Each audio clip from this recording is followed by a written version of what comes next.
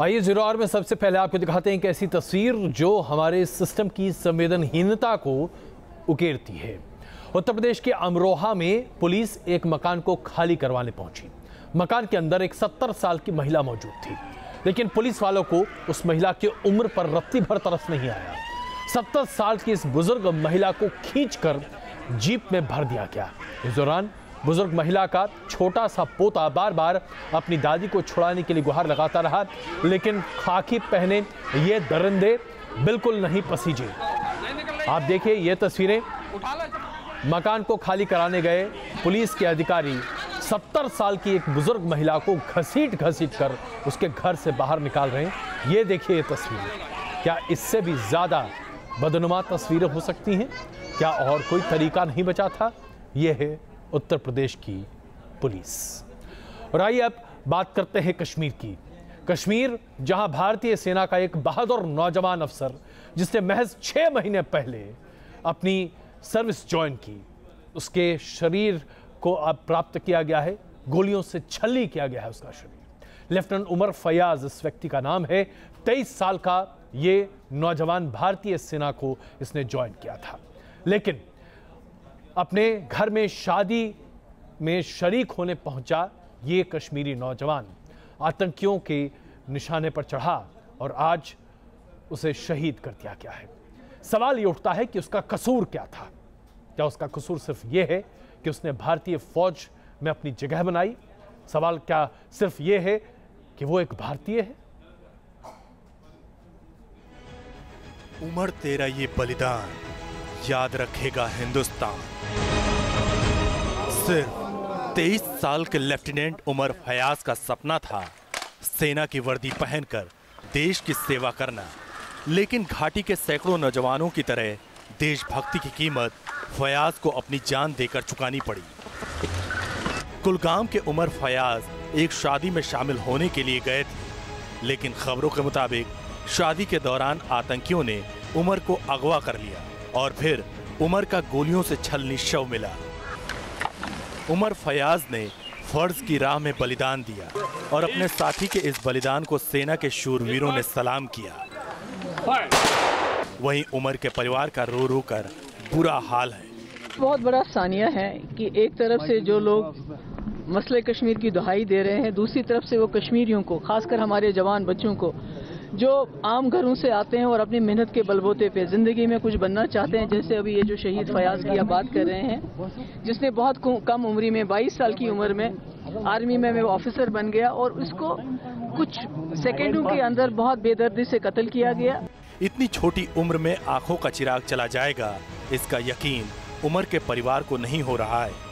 एक शक पैदा करने वाला पहलू ये भी है कि कल रात को जब लेफ्टिनेंट उमर को अगवा किया गया तो उनकी गुमशुदगी या किडनैपिंग की रिपोर्ट नहीं लिखवाई गई थी। ये वारदात साफ करती है कि अब आतंकी घाटी में दहशत फैलाने के लिए सीधे सेना और सुरक्षा बलों को निशाना बनाना चाहते हैं। खासकर कश्मीर से आने वाले जवानों और अफसरों को टारगेट कर वो कश्मीरियों को मुख्यधारा से दूर करना चाहते हैं।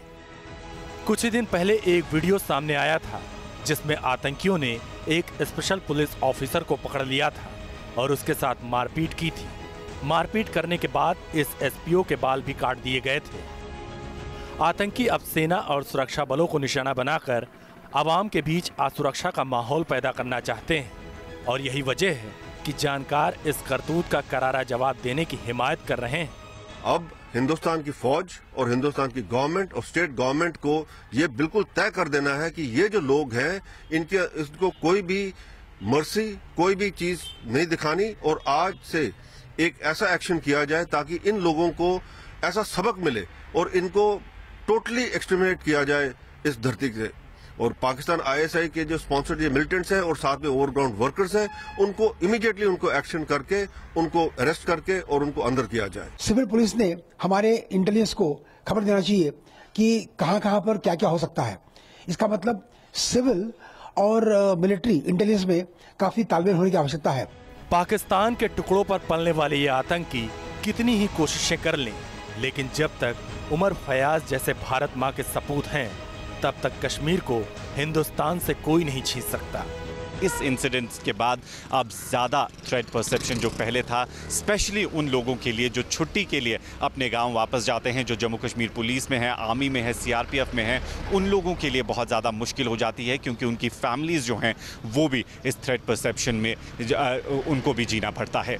वीडियो जर्नलिस्ट मोहम्मद यूनिस के साथ Idris loan, news nation, Kashmir. आतंकी और अलगाववादी कई बार कश्मीर में नौजवानों को धमका चुके हैं कि वो सेना या फिर पुलिस के साथ न जुड़ें, लेकिन कश्मीर का तरक्की पसंद नौजवान आतंकवादियों और अलगाववादियों की इस बेतुक बातों पर कभी ध्यान नहीं देते। लेकिन अब अपनी बात को मनवाने के लिए आतंकी सीधे उन नौजवानों पर निशाना साध रहे हैं जो भारतीय फौज, भारतीय सुरक्षा बल और जम्मू कश्मीर पुलिस में अपना भविष्य बनाना चाहते हैं। और इसी संबंध में एक नया अलर्ट जारी किया गया है। माना जा रहा है कि बड़े पैमाने पर सेना के कैंपों, सुरक्षा बलों के ठिकानों पर आतंकी हमला कर सकते हैं। सेना को निशाना बनाना, यही है आतंक की वो नई रणनीति जिसके जरिए आतंक के आका कश्मीर के मुद्दे को सुलगाए रखना चाहते हैं। आवाम से आतंकियों को अब वो साथ नहीं मिल पा रहा जो 90 के दशक में मिलता था, और यही वजह है कि वो सेना और सुरक्षा बलों के अंदर खौफ पैदा करने की फिराक में है। खुफिया सूत्रों से मिली खबरों के मुताबिक आतंकवादी संगठन एक बार फिर सेना के बेस कैंपों को निशाना बनाना चाहते हैं। इसी वजह से सेना के सभी बेस कैंपों को हाई अलर्ट पर रहने को कहा गया है। इसी रणनीति का हिस्सा उरी में सेना के कैंप पर हमला था। 18 सितंबर 2016 उरी में पाकिस्तान से आए आतंकियों ने आर्मी हेडक्वार्टर पर हमला कर दिया था।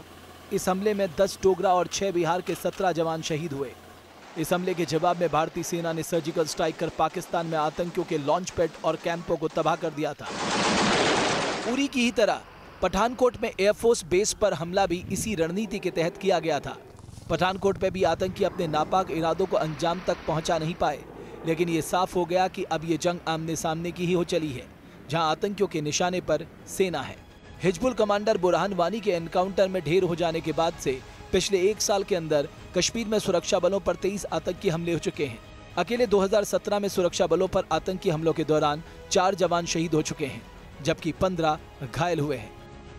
मायने साफ हैं कि अब आतंकी सेना के मनोबल को तोड़ना चाहते हैं, लेकिन शायद कश्मीर के इन दुश्मनों को इल्म नहीं कि उनका सामना ऐसे फौलादी हौसले वालों से है जो अपना सिर कटा सकते हैं लेकिन झुका नहीं सकते। घाटी में तनाव का माहौल बना हुआ है।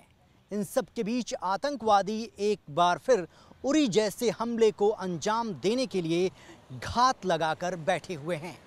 खुफिया एजेंसियों को मिली जानकारी के बाद सेना ने अपने सभी बेस कैंप को हाई अलर्ट पर रखा है, ताकि आतंकवादी किसी भी कीमत पर अपने नापाक मंसूबों को अंजाम न दे पाएं। वीडियो जर्नलिस्ट सुभाष के साथ रविकांत राय, न्यूज़ नेशन, दिल्ली। हम आपसे आग्रह करेंगे कि इस खबर को देखने और सुनने के बाद आप हंसिएगा मत। ट्रिपल तलाक का यह मुद्दा कितना बड़ा बनता जा रहा है और उससे मुक्ति पाने के लिए मुस्लिम महिलाएं किस हद तक आगे बढ़ सकती हैं, ये उसी की बानगी है।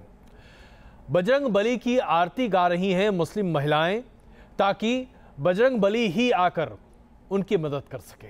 आपको जरा ये अजीब लग रहा होगा, लेकिन प्रधानमंत्री नरेंद्र मोदी के संसदीय क्षेत्र बनारस में कुछ मुस्लिम महिलाएं अब बजरंग बली के मंदिर में जाकर हनुमान चालीसा का पाठ कर रही हैं कि बजरंग बली ही उनकी मुश्किलों को उनसे दूर करें, उन्हें आशीर्वाद दें कि ट्रिपल तलाक जैसा मामला उनके जीवन में ना आ पाए, या फिर अगर आ चुका है तो उससे उन्हें निजात मिल जाए। जरा आप सोचिए ये विवशता किस स्तर पर है।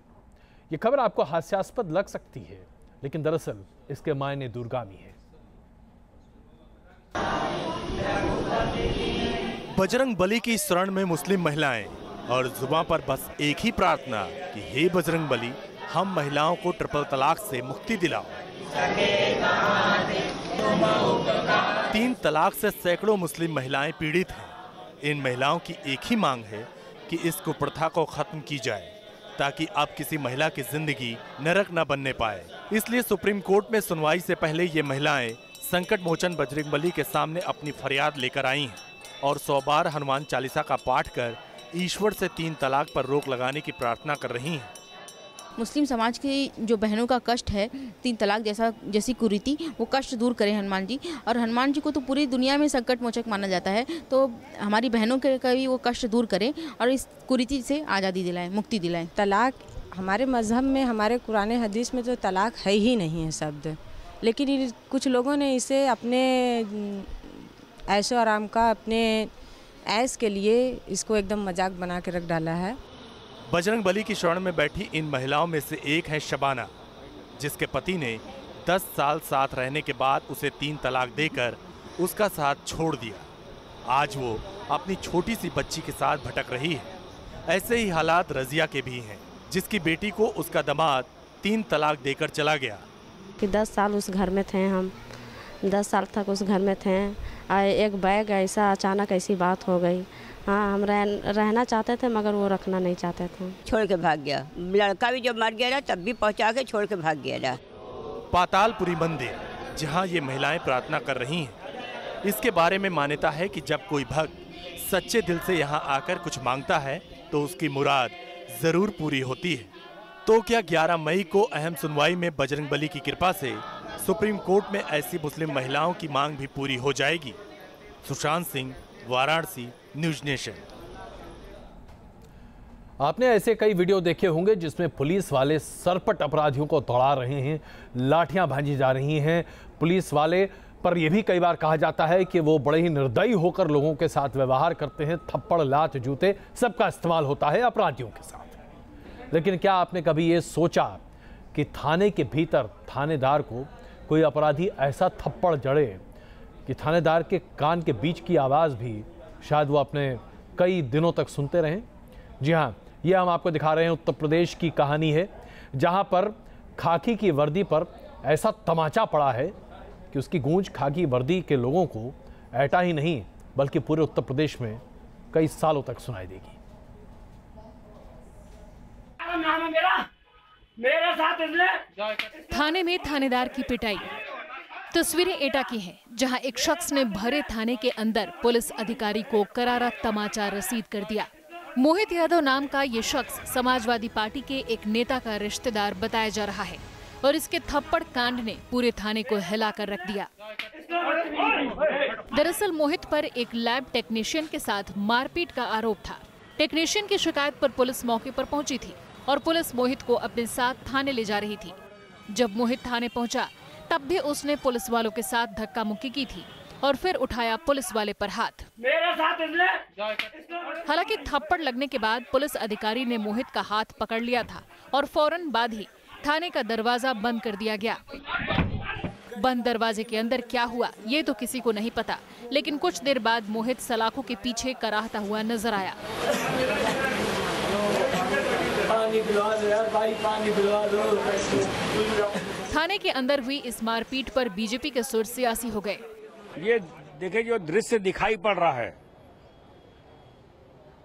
वह गंभीर है, आपत्तिजनक है और उत्तर प्रदेश में रूल ऑफ लॉ है, योगी सरकार है, कठोर कानूनी कार्रवाई की जानी चाहिए। थाने के अंदर पुलिस वाले से मारपीट की घटना इसी तरफ इशारा करती है कि अपराधियों के अंदर मानो पुलिस और सिस्टम का खौफ नहीं रह गया है। Team news nation. तो आपने देखा योगी जी के उत्तर प्रदेश में कानून व्यवस्था पर किस तरह से तमाचे पड़ रहे हैं। अब ये बात दीगर है कि जब से मुख्यमंत्री योगी आदित्यनाथ कानून व्यवस्था को दुरुस्त करने की कोशिश कर रहे हैं, तमाम नट बोल्ट ठीक करने की कोशिश की जा रही है, इस बीच बीजेपी के कई विधायक आपे से बाहर हो चुके हैं। ऐसा लगता है जैसे कि इन विधायकों के भीतर एक ऐसी ऊर्जा आ गई है कि ये महकमे के अधिकारियों को अपने नौकर से भी बदतर व्यवहार करते दिख रहे हैं। अमानवीय बहुत छोटा शब्द है बीजेपी के इन विधायकों के लिए। उन्हीं में से एक हैं मुख्यमंत्री योगी आदित्यनाथ के गृह क्षेत्र यानी कि गोरखपुर के राधा मोहन, जो कि विधायक हैं। अब गोरखपुर के ये विधायक राधा मोहन दास जी ने एक आईपीएस अधिकारी को भरे जनता के सामने रुला दिया था, लेकिन देखिए कि अब उनके साथ योगी आदित्यनाथ क्या व्यवहार करेंगे। आ गया योगी का फरमान, गोरखपुर से बीजेपी विधायक राधा मोहन दास को लखनऊ से आए बुलावे को देखकर तो ऐसा ही लगता है। खबरों के मुताबिक राधा मोहन दास को सीधे मुख्यमंत्री ने तलब किया है। राधा मोहन दास को गुरुवार शाम 4 बजे मुख्यमंत्री योगी आदित्यनाथ के सामने पेश होना है और ये मुलाकात मुख्यमंत्री आवास यानी 5 कालिदास मार्ग पर होगी। बताया जा रहा है कि आईपीएस से तानातानी के मामले में राधा मोहन दास को बुलावा भेजा गया है। हाल के दिनों में पुलिस अधिकारियों के खिलाफ हुई घटनाओं को मुख्यमंत्री ने भी काफी गंभीरता से लिया है। यही वजह है कि गोरखपुर के विधायक राधा मोहन को मुख्यमंत्री ने तलब किया है और उनसे कल सफाई भी मांगी जाएगी। दरअसल 3 दिन पहले गोरखपुर में विधायक जी का आमना सामना आईपीएस चारू निगम से हो गया था। शराब के ठेके का विरोध कर रही स्थानीय महिलाओं ने आरोप लगाया था कि चारू निगम की अगुवाई में पुलिस ने उनके ऊपर लाठीचार्ज किया था। इसी बात पर विधायक राधा मोहन दास भड़क गए थे।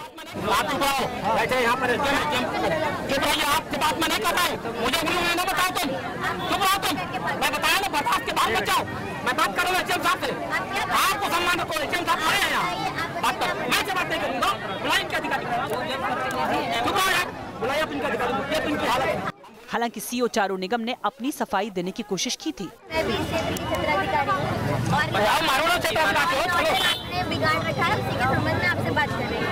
लेकिन विधायक जी ने किसी सफाई को सुना ही नहीं और इस डांट डपट ने मानो चारू निगम का हौसला ही तोड़ दिया और उनकी आंखों में आंसू छलक आए। इस घटना के बाद चारू निगम ने फेसबुक से एक जज्बाती पोस्ट किया। मेरे आंसुओं को मेरी कमजोरी ना समझना, कठोरता से नहीं कोमलता से अश्क छलक गए। महिला अधिकारी हूँ, तुम्हारा गुरूर ना देख पाएगा, सच्चाई में है जोर इतना अपना रंग दिखलाएगा। मामले ने तूल पकड़ा तो विधायक जी ने भी अपनी सफाई पेश की थी। यदि मैं सीओ गोरखनाथ के व्यवहार का विरोध कर रहा हूं एसडीएम से, मैं उनकी शिकायत कर रहा हूं, तो यह शिकायत करना एक जनप्रतिनिधि के रूप में मेरा अधिकार है। जिस समय वो 70 साल की औरत को ढकेल रही थी, छोटे बच्चे को पीट रही थी, 7 लोगों को खींच करके जीप में चढ़ा रही थी, जीप से लेकर थाने तक गालियां दे रही थी, तो उन्होंने इस बात की चिंता नहीं किया कि इन औरतों के ऊपर क्या गुजर रहा है। लेकिन शायद ये सफाई पूरी तरह कबूल नहीं हुई और अब राधा मोहन दास को मुख्यमंत्री के सामने हाजिरी लगानी पड़ जाएगी। अगर विधायक जी को अपनी हरकत के लिए झाड़ पड़ी तो ये उन लोगों के लिए सबक होगा जो योगी राज में ताकत का बेजा इस्तेमाल करने की कोशिश कर रहे हैं। लखनऊ से अनिल यादव के साथ टीम न्यूज़ नेशन। चूहों के साथ इस तरह की ज्यादती की जाएगी, ये बिल्कुल बर्दाश्त से बाहर है। जी हाँ, आप जरा बताइए, बिहार में चूहों को अब शराब कैसे मिलेगी? बिहार पुलिस ने 9 लाख लीटर शराब पर रोड रोलर चलवा दिया और सिर्फ इसलिए क्योंकि बिहार में जो पुलिस मालखाने में जब्त 15 लाख लीटर शराब है, उसमें से तकरीबन 6 लाख लीटर शराब चूहे पी गए। अब 9 लाख लीटर शराब पुलिस के मालखाने में रखी थी।